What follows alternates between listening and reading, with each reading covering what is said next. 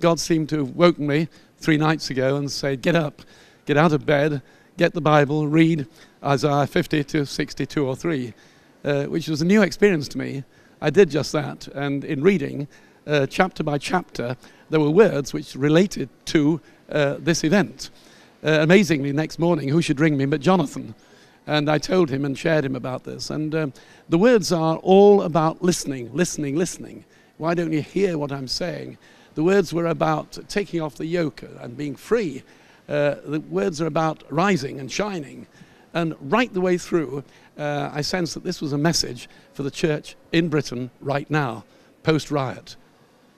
And in the Maranatha community, we believe that we're approaching as a nation a window of opportunity.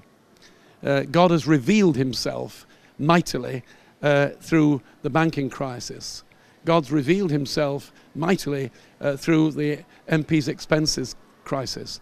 God's revealed himself to us through the suggestion of police corruption.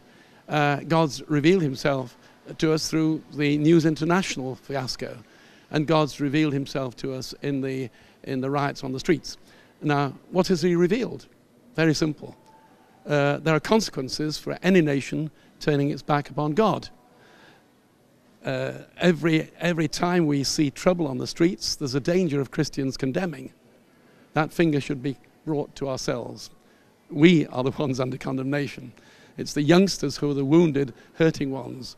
Even though they've thrown bricks through windows and hurt people, they are the fruit of a nation which has turned its back upon God. So all I would say is the urgency of Isaiah is for us to recognize that there is a life and death struggle taking place now for the soul of our nation.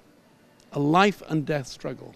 And when we in the church recognize that, and when we recognize the urgency of God's words to rise up, then I believe we will see a radical change. Not until.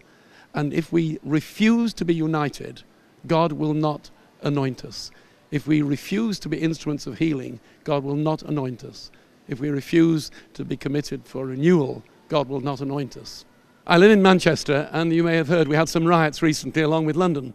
Now, when the riots were taking place, there were Christians on the streets, many of our members praying. And one thing became abundantly clear to us, that we had to explain to our members in Maranatha, but to the nation, the significance of what was happening.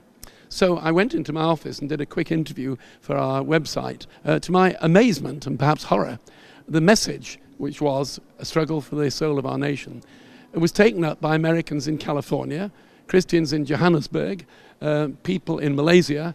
But what happened was the response was huge.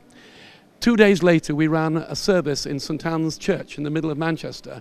Every street around had been wrecked with the rioters. So we went there as Christians, Catholics and Protestants to confess and to ask God's blessing on the city. We then went out on the streets, and on the streets the people were coming to us saying this nation is in crisis, social crisis. It wasn't the church telling the people. As a consequence of that, we've been inundated with requests for comments on the riots. And as a result of that, we've met youngsters who've been involved in the riots, who've been punished, and we've shared with them. And it is a wonderful opportunity for evangelism. If only the church would engage.